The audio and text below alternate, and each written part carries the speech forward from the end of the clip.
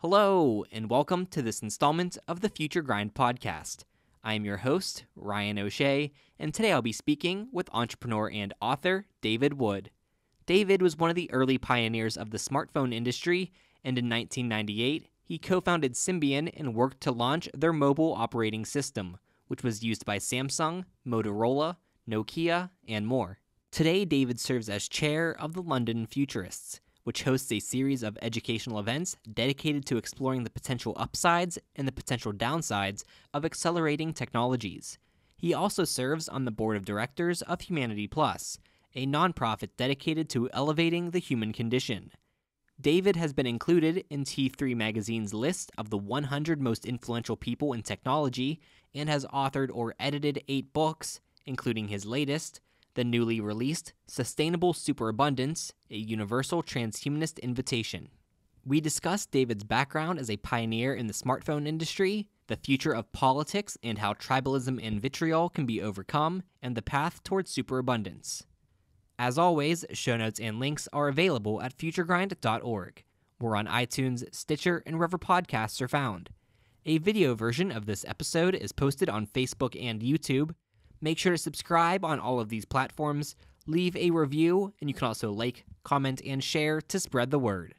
If you'd like to keep this podcast running, you can donate at futuregrind.org/support. Because of you, this is Future Grind.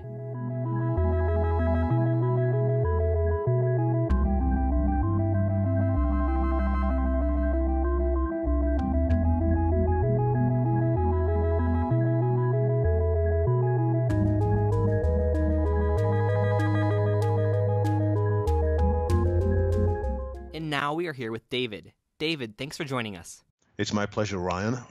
You have long been on the forefront of emerging technologies and were an early pioneer of the smartphone industry. Talk a bit about how you got involved with that field and the story of Symbian. So even before there were smartphones, there were mobile computers. Bill Gates from Microsoft famously spoke about wallet PCs. He had that vision. Other people, such as the CEO of Apple at the time, John Sculley, also spoke about this field being the mother of all markets. And we in Symbian, which is where I worked at the time, had the same vision that mobile computing could revolutionize many fields of people's lives. So I started work as a software engineer there more than 30 years ago now, and I gradually gained more responsibility, not just for writing 1 or 2 apps, but for systems libraries, for the application architecture, and so on. That was my lead-in. And then we realized the world was going to be changed by a big beast, a big elephant, which was the mobile phone industry, who also was on a trajectory. And their trajectory was that mobile phones, which had started off very simple, dumb devices, increasingly had more functionality.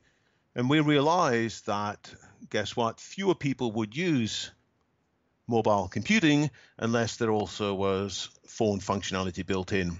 So starting about 1996, we retargeted our software away from just looking after the needs of one company, our parent, Psion, P-S-I-O-N, and increasingly we started talking to people in the mobile phone industry who we knew were thinking along the same lines as us. And 2 years later, Symbian was formed with a valuation effectively of £100 million at the time due to investments from the big 3 mobile phone companies of that era, which were Nokia, Motorola, and Ericsson. And I was fortunate enough to be on the executive founding team of Symbian.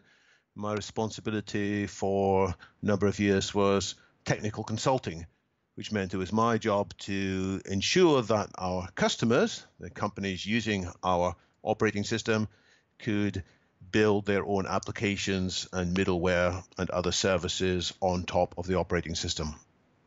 And what is your educational background, and how did it lead to your career in technology? Well, I started off as a mathematician. My first degree was mathematics. I still love mathematics. I think there's something profoundly beautiful about pure mathematics. But increasingly, I wanted to understand the meaning of some of the theories of physics, such as quantum mechanics, general relativity. It seemed to me that there were some profoundly disturbing aspects of these physics theories. It pointed to the universe being a lot weirder, a lot more profound than we could easily understand. And so after 4 years of mathematics, I transitioned into philosophy of science with a view of trying to understand not just the mathematics of quantum mechanics, but what was the meaning of things like non-locality. That's when you have different parts of a system apparently still connected and in communication, in some interpretations faster than the speed of light. That was fascinating. I still think humanity as a whole hasn't really understood the full implications of quantum mechanics and the many worlds theory of quantum mechanics. But I eventually ran out of money. I ran out of time to finish my PhD. I was very ambitious. I wanted to solve all the philosophical problems of quantum mechanics in that PhD. But turned out that despite my endeavors, it was a bigger topic. And I drifted in by accident almost into software engineering when some of my colleagues from university told me, look, David, you've got a good brain. You should be writing software. And by accident, I ended up in Scion, not by any grand foresight. But at least I had the intelligence to realize when I had landed there by accident, oh, this is a good and important place. And I put my whole energies into developing software for that company and then for the whole ecosystem. That's how I got into this space. And what I learned from that experience was how technology develops. It goes through typically a slow, disappointing phase before it comes closer to a fast and disruptive phase. What I mean is that many of us inside the mobile computing and smartphone space in the beginning, we had the insight that sooner or later, many new applications would be available. Sooner or later, large areas of people's personal and professional lives would be changed by these devices, but it took quite a long time before it all came together. And then when it did come together, through a number of reasons, it seemed to happen faster than most people were expecting.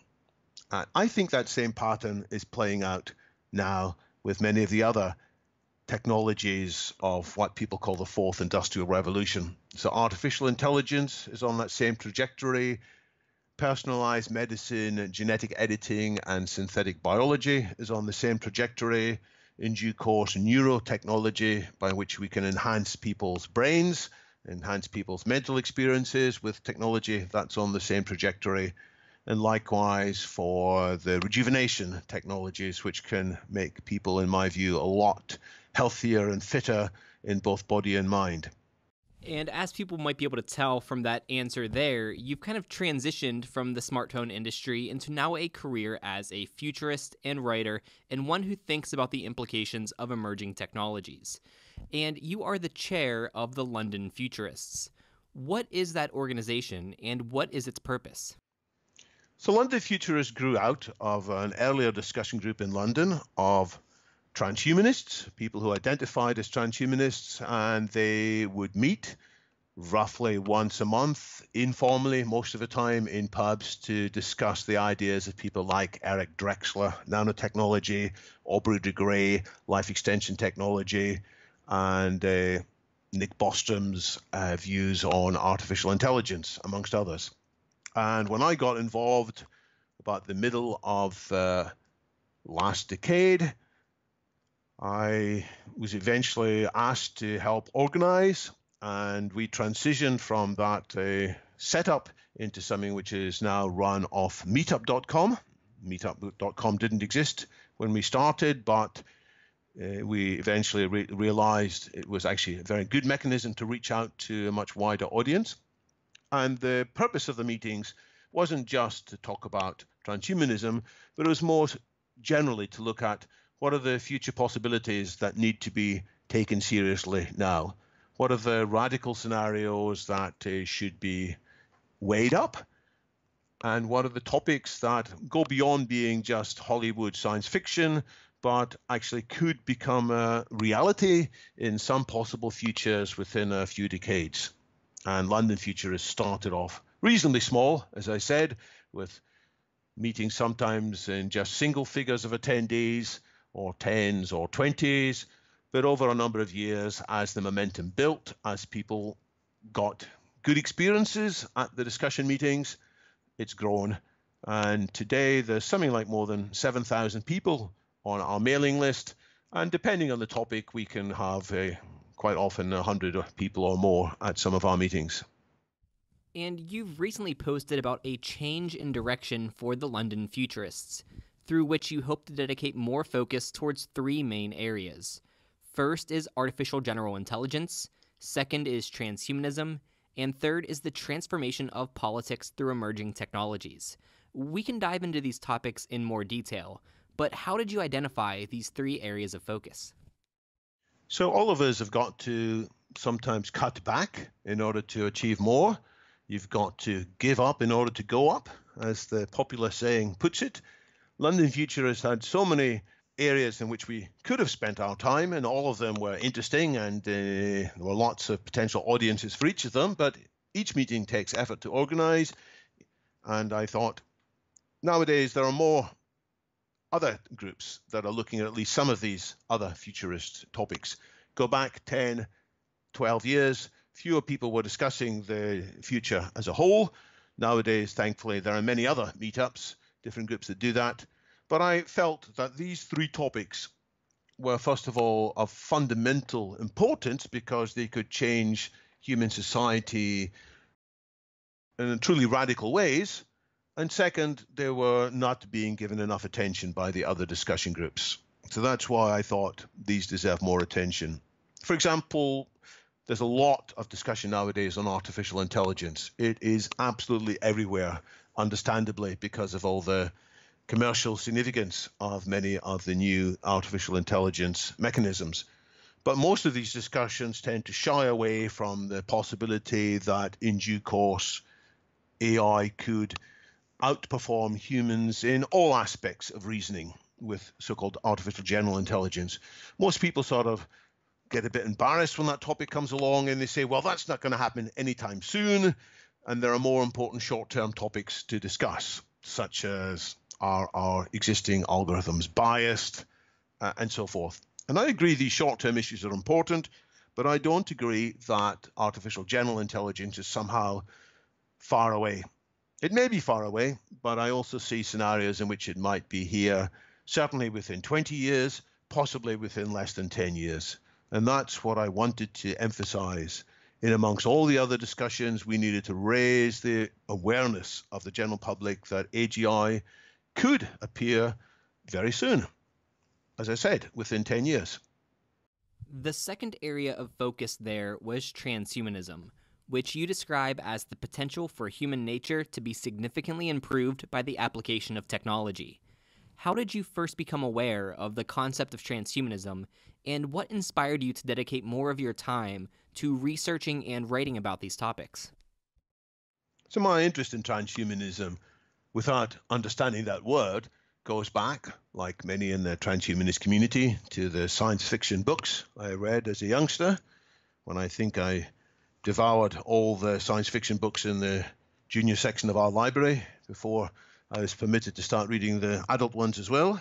More recently, however, when I was in the smartphone industry, I would often be asked about the future, and I was interested in what writers such as Eric Drexler, with his views on nanotechnology, and Ray Kurzweil, with his views of general accelerating technology, the law of accelerating returns. I was interested in what they would say, and I would start weaving some of their answers into my replies to questions about the future. But I came to see that changing human nature isn't just an optional thing. I've come to see that if we have more powerful technology, but we stay in our present situation in which we are wonderful but also flawed, in which we are sometimes profound but sometimes egotistical, sometimes very divisive, we are prone to deceive each other, we are prone to deceive ourselves, we are prone to envy, we are prone to identifying too closely with people we believe are, quote, in our tribe. I've come to see that if that nature persists and we get stronger and more powerful technology to utilize, the likelihood is that we will have terrible outcomes. After all, there are many very clever people in the world who are also quite nasty, dare I say it. And if we look at some of the criminal fraternity or some politicians, we can see people with astonishing IQs, but who are capable of inflicting great danger on the planet. And I shared the view of somebody called Eliezer Yudkowsky, who has written a lot on existential risks. He, I think, made an offhand comment in an event back in 2005. He said that every 18 months, the IQ of somebody who could destroy the planet comes down by 1 or 2 points. In other words, that other technology which is around means that people who are for whatever reason angry or alienated or upset with the planet are more capable of destroying it. So I saw it as a priority that we have to change human nature so that we are less egotistical, less envious, less divisive, less prone to act on our inner demons, and more prone to respond to our better angels of our nature, to use that phrase from Abraham Lincoln. When discussing the London Futurists' new areas of concentration, you say that transhumanism is a word that is poised to be heard more and more, and predict that the 2020s will be the decade of transhumanism. I think that you're right in principle. I think that the 2020s will be the decade in which more people see the potential of technology to better their lives and help them overcome their biological limitations. But I'm not sure that this will be referred to as transhumanism. Many people today who are developing medical breakthroughs that target aging, or are working with synthetic biology, or artificial intelligence, or spaceflight, do not consider themselves to be transhumanists. I feel that this word, transhumanism, will always be like the carrot on the stick. That even when we defeat aging and colonize Mars and live in a world of superabundance, we'll still consider ourselves human, and there will still exist transhumanists who are thinking up even greater possibilities for our future. It sounds like you disagree, though, and feel that transhumanism will be a movement that is widely adopted by society. Is there anything in particular that makes you feel this way? It's true that there are quite a few people who are working on some transhumanist technologies who nevertheless shy away from this word. They think it's going to frighten people off. They think it's better to concentrate on H plus meaning more happiness rather than meaning a change in human nature, for example. But I think that people are going to realize, they're going to see that the technologies which allow us to live longer are also going to allow us to do many other changes in our society. For example, we won't just be able to live longer, we'll be able to have babies outside of a mother's womb using technology that J.D.S. Haldane spoke about way back in the 1920s, ectogenesis. We will have other technologies which will allow us to reach all kinds of new mental states much more rapidly than if we had to spend many years meditating under the banyan tree or doing other traditional mechanisms. People will realize that the same underlying technologies are going to change not just one or two areas of life, but multiple areas of life. So I think we have to have that discussion. Of course, people can concentrate in the interim on particular projects, and we need people to concentrate on particular projects. But whenever people start reflecting, they're going to realize there's more going to change than simply us living longer. Now, if I wanted to be popular, I wouldn't use the term transhumanism. I've often been in meetings when people who are sympathetic to the radical scenarios London Futurists considers, they give me advice, David, don't use this word. And I like these people, but I'm not trying to use the word that's going to give more popularity in the short term. I'm trying to do the same as the advice of the famous hockey player Wayne Gretzky, skate to where the puck will be. I think more and more people are going to realize, hey, there's bigger changes afoot. Who has been speaking about this? Oh, there is a community of people who've been talking about this. They call themselves transhumanists. So that's why I think the word's going to probably grow in circulation. Another focus of the London Futurists, and one that seems to come up frequently in your writing, is the future of politics. And to explore this further, you've created an organization known as Transpolitica, or P+. What is Transpolitica, and what do you hope to accomplish with it? So I created Transpolitica in part through a fear that unless the political environment improved, many of the great possibilities of science and technology could not be realized.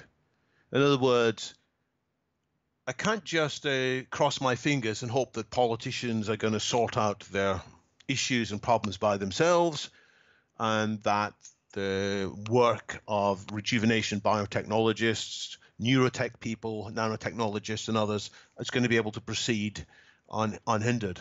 I do fear that our politics and the world as a whole could get worse before we end up in that situation where we could take full advantage of technology. So I said, actually, it's an imperative to get involved in the politics. In part, I got there also when I wrote a previous book on rejuvenation biotechnologies. It's called The Abolition of Aging, in which I set out the argument that not only is the abolition of aging possible from a technological point of view, it's also desirable from an ethical and moral and economic point of view. But in that book, at the end, I started discussing, well, what could go wrong? What are the biggest obstacles to be overcome? And increasingly, I reached the view the biggest obstacles are political obstacles. It's whether society is going to allocate sufficient public funds to go alongside private funds and some of the fundamental research that needs to be done. And it's also whether politics is going to distract all of us and plummet us into some kind of new war, whether it's a war against Iran or North Korea or Russia or Mexico or whoever. We may end up there unless we have better politics.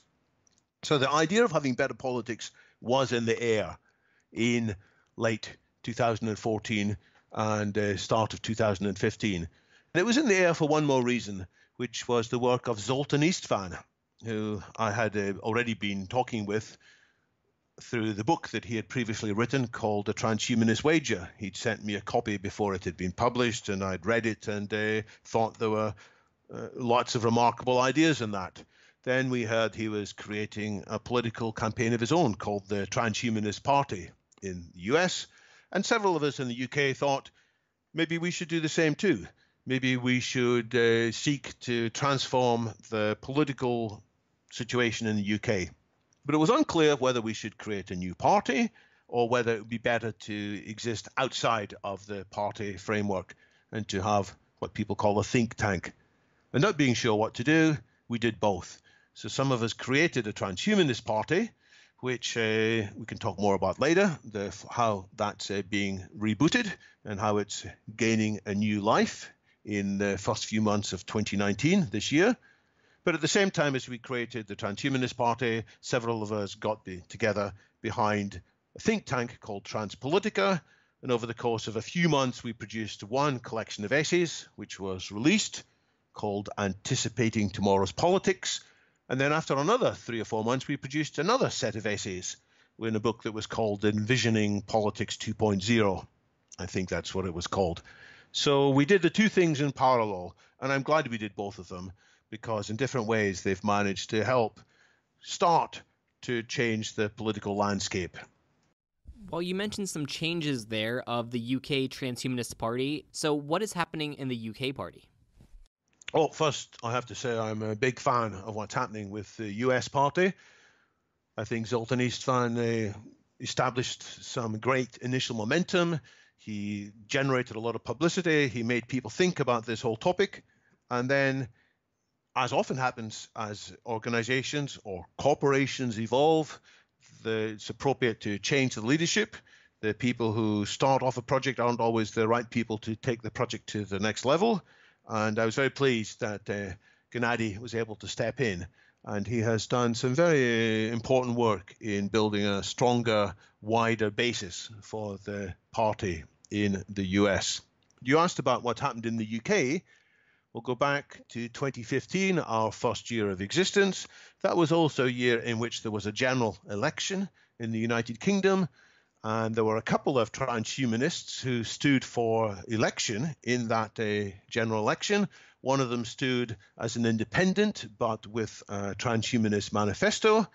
We couldn't do it as an official party yet because we hadn't gone through all the necessary legalities by that stage.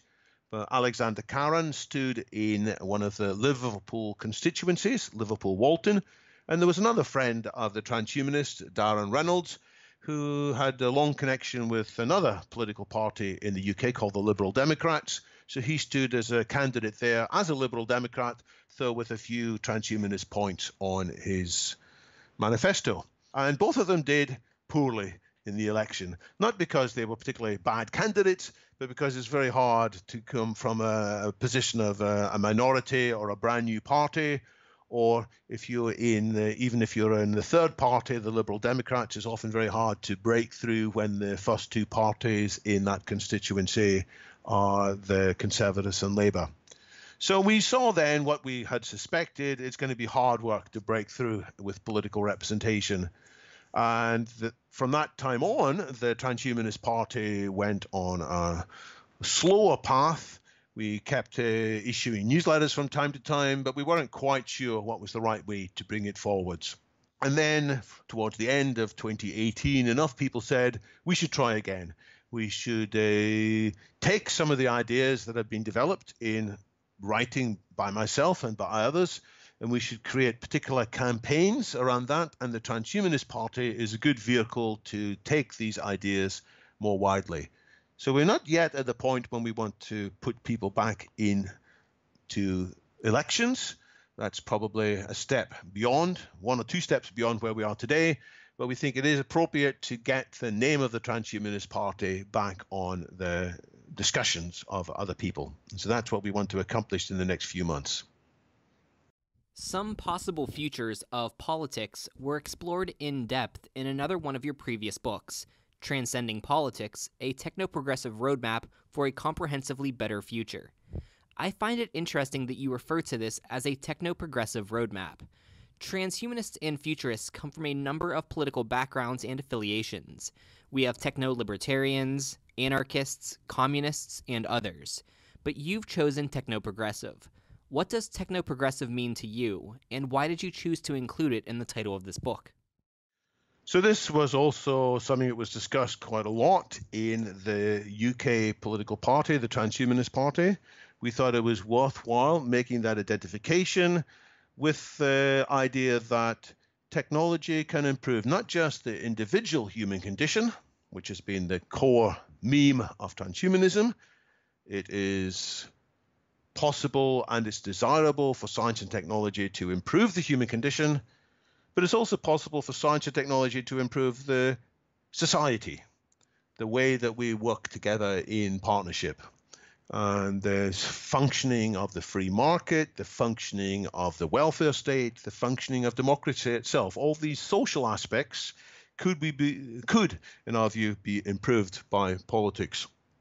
The progressive wing of transhumanism, which owes a lot to the writing of James Hughes, the founder of the IEET, the Institute for Ethics in Emerging Technology, says that we must speak up in politics and we must build alliances with people who want to ensure that the benefits of technology are widely shared and we don't end up with growing inequalities that could have all kinds of detrimental background.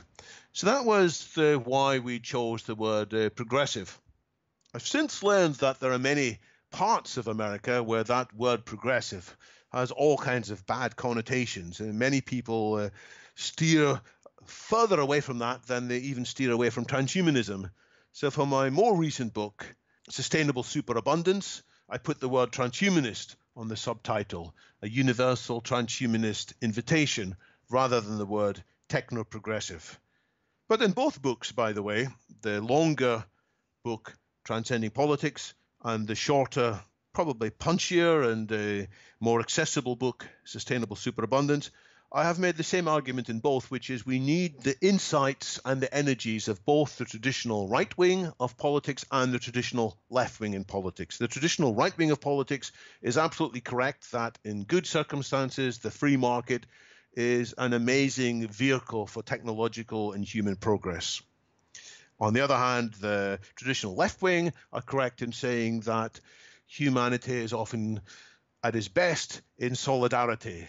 And we should welcome not just the free market, but we should welcome the blended economy in which from time to time government or the state can intervene in ways which the free market itself is unable to do because of matters such as monopolies or cartels or things like not taking sufficient account of externalities. There are some coordination problems which the state can solve better than the free market. So getting that balance right is hard. And I know trying to steer this middle course has created anxieties, both for what I might call the pro-market fundamentalists and for what I would call the anti-market fundamentalists.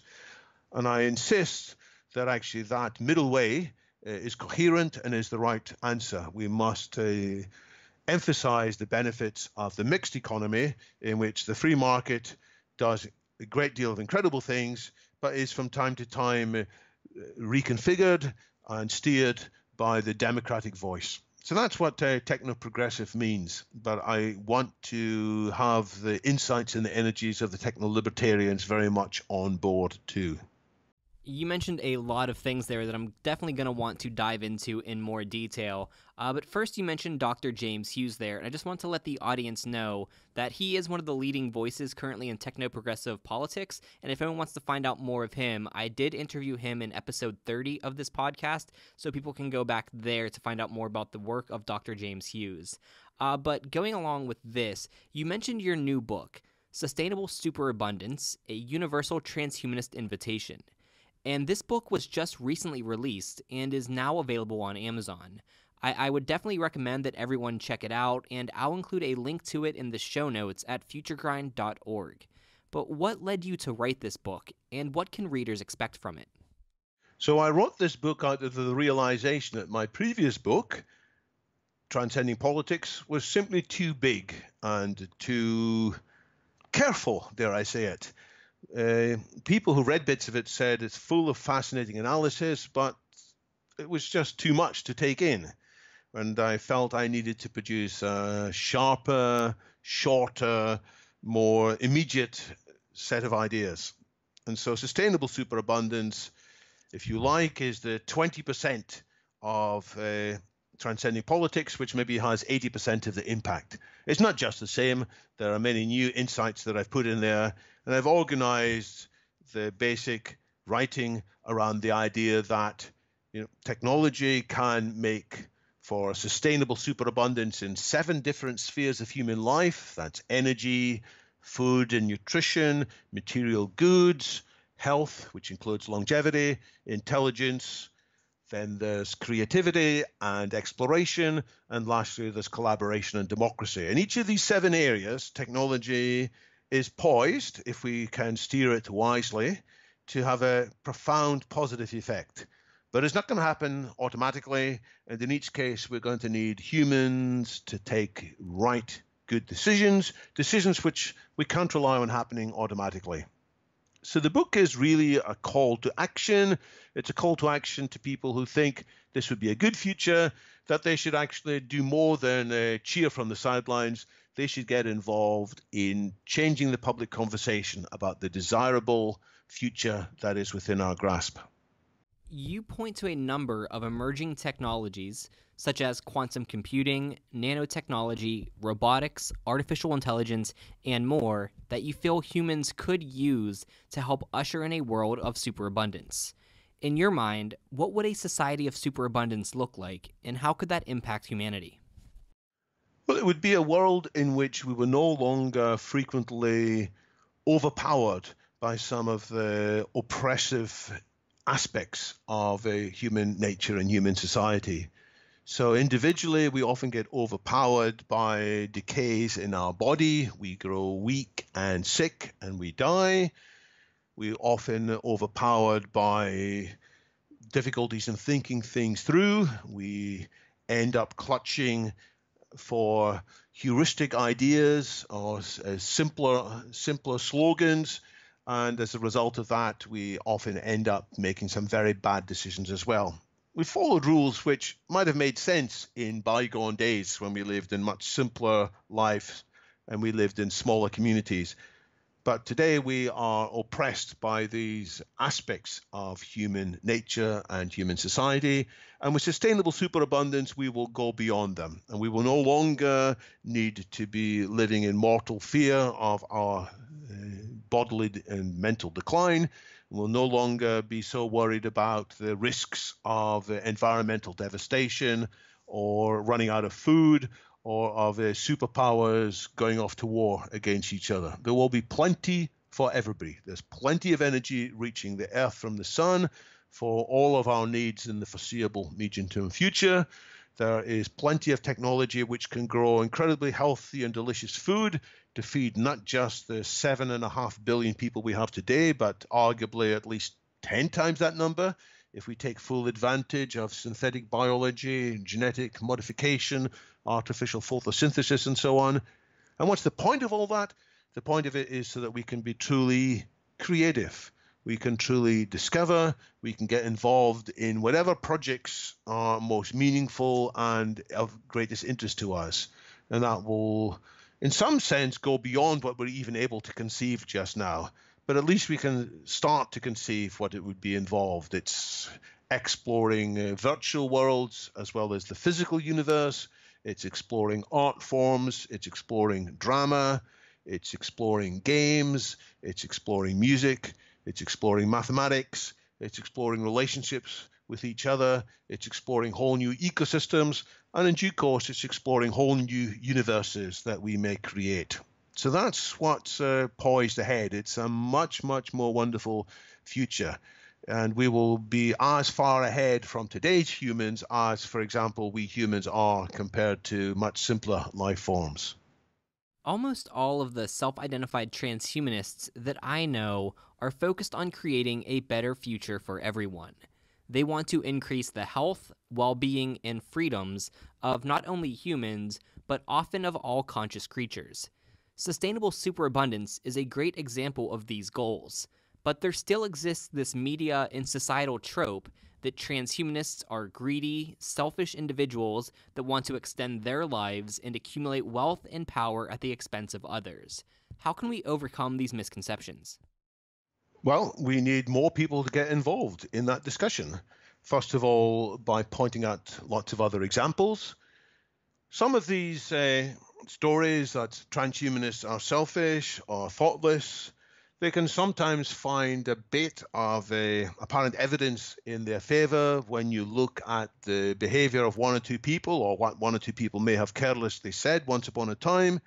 And we transhumanists as a whole have got to ensure that these occasional misstatements, these occasional regrettable statements, shall we say, are more than balanced by more and more transhumanists evidently seeking the benefit for the entire humanity and indeed all conscious life. So it's a hard task. It's not going to be easy. We have to learn the skills of communication. We have to learn the skills of engaging people. We have to use reason, but also art, drama, and gradually we can change the nature of that conversation. I have to say that sometimes people who write these things are wrestling with their own inner demons. They are, for whatever reason, upset with life.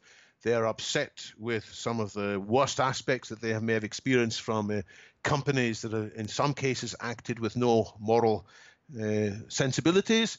They have had bad experiences, and they have allowed that bad experience to be inflated in their mind and to color everything that they see.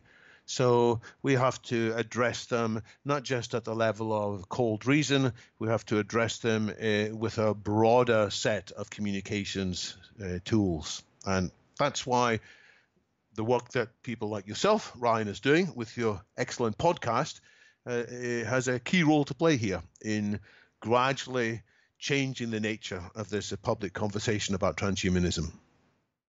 Well, I appreciate that, and hopefully that we have that effect. Both in the title of Sustainable Superabundance and throughout the text, you refer to this book as an invitation. What do you mean by that? Well, initially I called it a manifesto. Initially I wanted to say, here are the key points which, we've all got to shout out and tell everybody about. Then I remembered some of my own advice from many times in my career, which was that it's better to be a catalyst than an evangelist. It's better not to come with all the answers, actually, because the better answers often emerge from the community themselves rather than from an outsider who comes along with a few particular things in mind. Catalysts in chemistry allow reactions to go faster. The energy doesn't come from the catalyst, it comes from the reagents themselves and the environment, but the catalyst, by asking a few key questions, is able to stimulate something to happen which wouldn't otherwise have taken place. So in Sustainable Superabundance, to be frank, I realize I don't have all the answers. There are certain things which I do hold as important and deserving to be shared, but there are many other things where we have to work together to work out what the right answer is. Towards the end of the book, I have a list of about 12 of these questions. I'm sure there are many others. And what I'm calling for is transhumanists and people who are sympathetic with at least some of the same principles, whether or not they call themselves transhumanists, to get together and work out the right answers to that. And for example, what is the right balance between regulation and free market? It's very hard. What are the circumstances in which, to quote Elon Musk, at least some regulations are needed? And he's not somebody who loves regulations for the sake of regulations. He's very much a libertarian by spirit, but he realizes in some cases we need some regulations for some technology. So what are these? And that's one example of an area in which I can't claim that there are clear answers. There are other questions about what exactly should be done. We talk about Green New Deal. Should nuclear be a core part of that? I'm inclined to think yes, it should be, though I realize it's a very controversial topic. So I'm not saying for sure that it will be a key part, a large part of the future, but I think it's worth figuring out exactly what the right mix of energies is. So the invitation is in part saying, I don't know all the answers, but I do think the particular direction is correct. Let's get involved in that direction. And I want more and more people to feel they've heard this invitation, it speaks to some of their concerns and issues, and they're going to want to take the same message and tell it better, frankly, than I've told it, or tell it in a way that reaches different audiences, which I currently am unable to reach with my own style of speaking and writing. Well, I wanted to take this conversation back to politics for a bit, and I think you've done a great job in that last answer of transitioning to that. So much of the divisiveness and vitriol that I see existing in modern politics seems to be the result of what I refer to as political team sports. People support their political team fully, they see the other side as nothing but the enemy with no redeeming qualities, and they focus on tribalistic victories for their team rather than good policy decisions for everyone. And you address this problem in a section of your book titled Beyond Left and Right. In this section, you say, quote, "The goal is not the triumph of, quote, our side, it is the attainment of sustainable superabundance for all." I completely agree with this, but what is your roadmap for overcoming these problems? So in part, we are inclined to behave in this tribalistic way because we lack sufficient emotional maturity. That's a hard thing to say, but I think it's true. Sometimes when we get tired, sometimes when we get nervous, sometimes we get frightened, we are more inclined to revert to this tribalistic sentiment. These guys over there, they are strange. They say things that make me uncomfortable. Therefore, we have to silence them. We have to mock them. We have to shut them down. And instead of thinking, well, it's uncomfortable what they're saying, and I'm sure a lot of what they say is wrong, but they have a few important points that need to be taken into consideration. So part of the answer to the question, how do we get better politics? How do we become more integrative in our politics rather than divisive, is that each of us reaches a higher state of emotional intelligence. And what I mean by that is that we find each of us the right kind of bioenhancement, the right kind of meditation, the right kind of community help, the right kind of assistance from AI tools, the right kind of eating and sleeping, the right kind of enhanced drugs or whatever that will help each of us to resist the kind of lower humanity minus aspects of our nature. And that's a bold thing to say, because many people say, it's impossible to get humans to change. You know, we're forever going to stay in this humanity minus state a lot of the time. And I say, no, it is possible that we're going to have better therapies, treatments, better processes will allow more people more quickly to reach to better emotional maturity, better emotional intelligence. Many people look to technology to be the savior, but I think it's clear that technology itself is not enough, and your book addresses this nicely.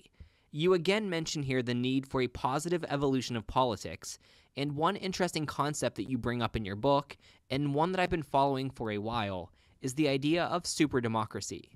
But superdemocracy sometimes means different things to different people. So when you use this word in your text, what are you referring to? So the word came, first of all, out of a discussion at an earlier Transvision event. I think this goes back to about 2017, when we were reflecting on the idea of transhumanism has three supers. There's super longevity, super intelligence, and super happiness. And the view was, well, actually, there's something else that needs to be said too. It's like super society, or it's to look not just at how we are as individuals, but how we work together. And the word hasn't quite pinned down yet, but I've decided to try running with the word superdemocracy. So it's not just, it goes beyond today's intelligence to get to super intelligence. We go beyond today's longevity to get to super longevity. We go beyond today's well-being to get to super well-being. And in the same way, I think we can go beyond today's democracy to get to super democracy. Democracy is involvement of the people in the government of the people for the sake of the people, broadly speaking, again, to quote Abraham Lincoln. So super democracy just means that we do it better. And it means that is much more than just having an argument and then a vote, and then that's the end of the discussion. And democracy, to equate democracy with voting, gives you a very poor type of democracy. So super democracy means that we will have a better conversation. We will be less prone to listening just to apparent experts and apparent authorities. We will be readily able to appreciate new ideas from unexpected sources and nuanced views, and we will be less prone to seek the vindication of the majority over the minority, because often the minority have a valid viewpoint too, even though it's not obvious how it can be accommodated at one particular time. So I'd sometimes think I need to write another short book on superdemocracy itself, because it's the part of my latest book, Sustainable Superabundance, which people have a lot of interesting questions about. But I hope at least what I've said is the start of an answer to that question. How do you see it working in general? How is a superdemocracy different than the democracies we see today? Well, one idea is we could do something like liquid democracy. Liquid democracy is somehow a middle way between the citizens always being involved in every decision through referendums. That's a complete democracy, if you like. And then there's representative democracy, in which you vote for one person, and that person then is meant to represent all of your views in the political arena.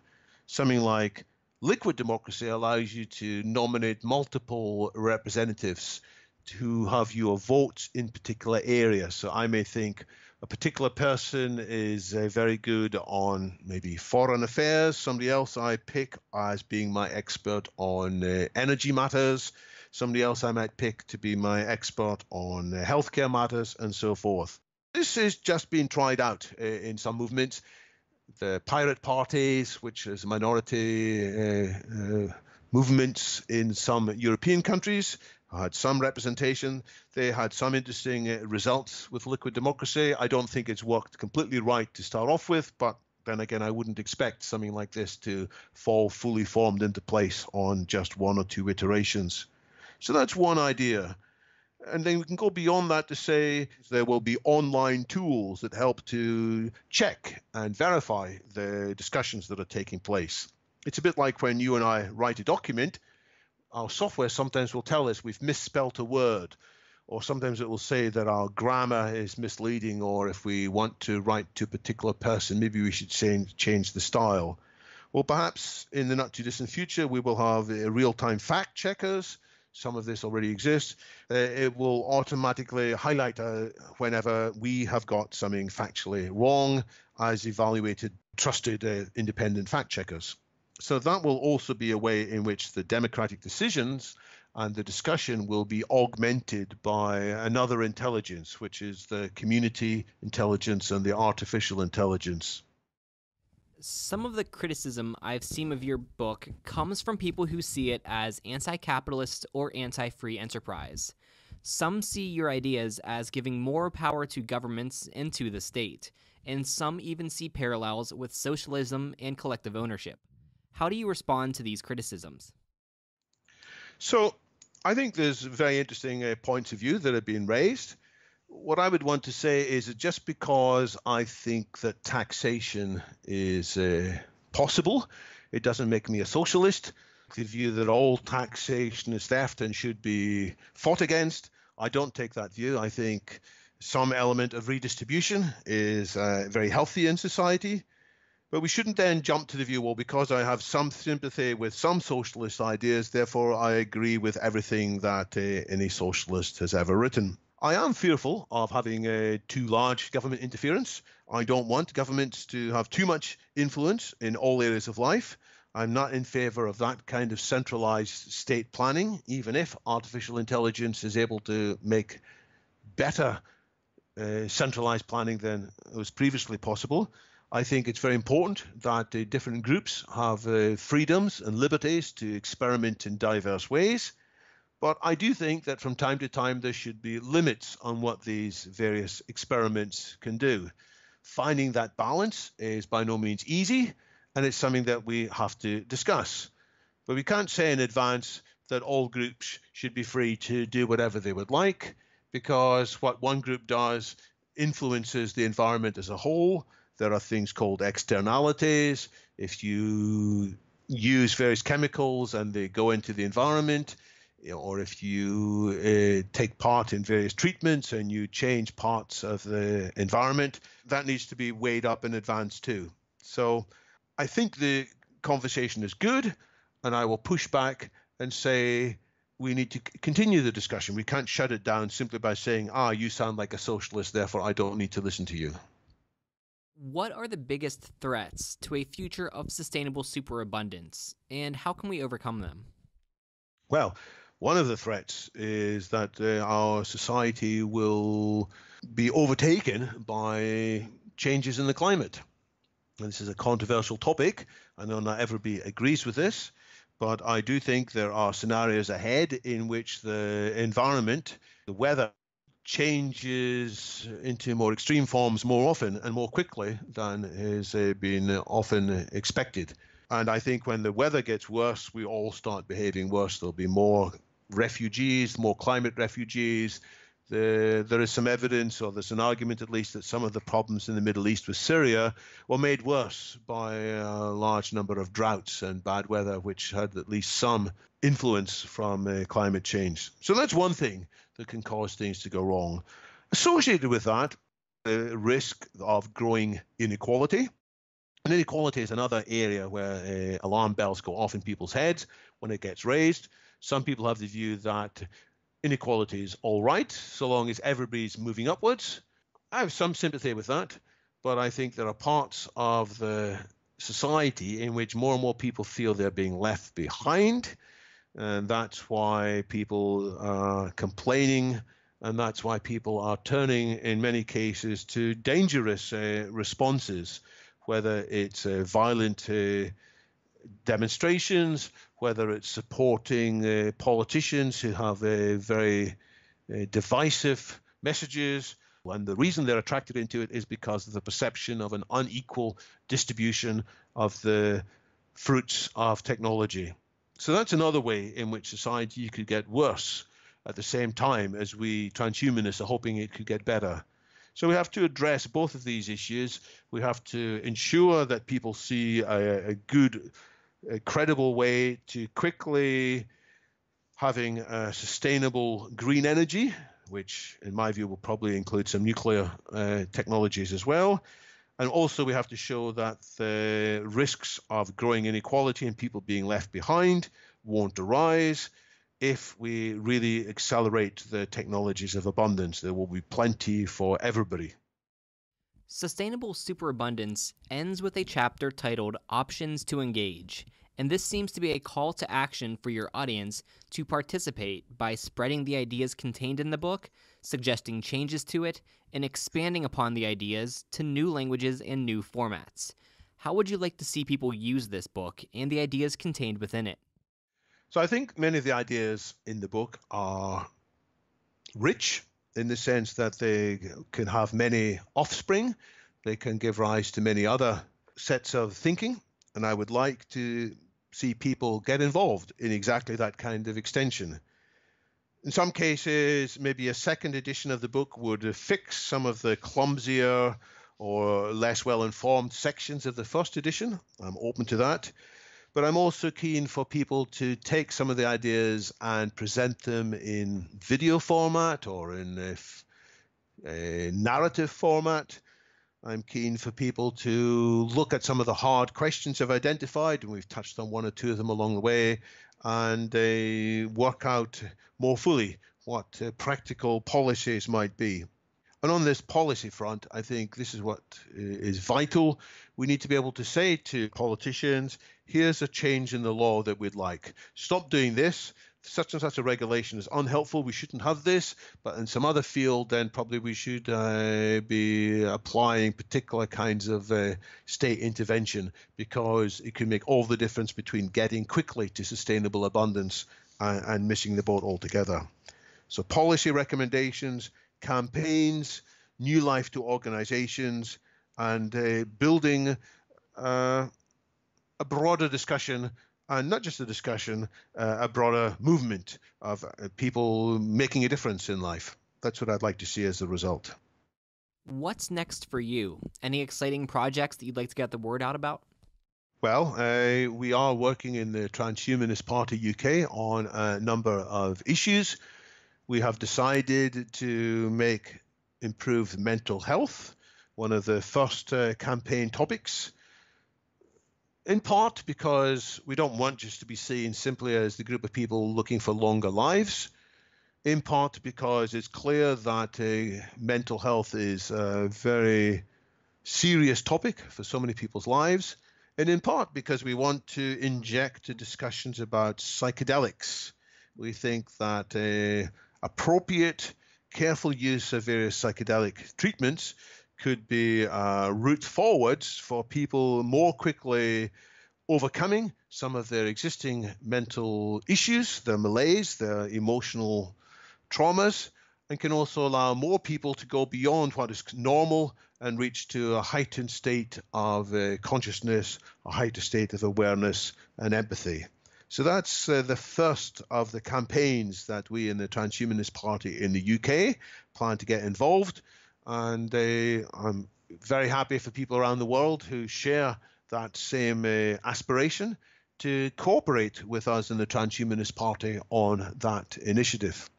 Another thing we want to do is to live up to this idea of superdemocracy ourselves in terms of the software that we use for our discussion forums, in terms of the tools to implement the evolution of ideas, so that it's not just, well, I think this and you think that and somebody else thinks something else and let's have a crude vote on it, that we can take advantage of tools of which there are quite a few in various states of development, to help us clarify the right approaches to arguments. And so in this way, we want to be the change we want to see in the world. We say that we should have a better kind of collaboration, collaborative intelligence. This would be a better way to address the world's problems than the current tribalism. So let's embody that ourselves with tools and mechanisms. And there are lots of different tools and mechanisms people point to and say, let's use this, let's use that. And we have to figure that out quickly. So I'm also keen for people to get involved in helping that discussion to go forwards. Where would you suggest that people go to follow along with you and find out more about your work? Well, I often point people to my Twitter feed at DW2. I also, from time to time, write in a number of blogs. The main blog that I maintain is dw2blog.com. I think I've got too many social media presence, to be frank, and I've spoken about needing to give some things up in order to go forwards. I think maybe some of the activities, some of the channels I've got probably should be simplified and brought under a single heading. I haven't quite done that yet. But whatever I do, I'm fairly sure that my Twitter handle, DW2, and my personal blog, dw2blog.com, will survive and go forwards. Well, I will make sure to link to both your Twitter page and your personal blog, as well as to all of the books you've written in the show notes at futuregrind.org. David, thanks again for joining me on the podcast. It's been a pleasure. Thanks very much for your questions, Ryan. Hey everyone, Ryan O'Shea again, and thank you for listening to my interview with David Wood. Remember to check out the show notes and more at futuregrind.org. Make sure to subscribe, leave a review, and you can also like, comment, and share to spread the word. We also need your help to keep this podcast running. Keep the interviews occurring by going to futuregrind.org/support.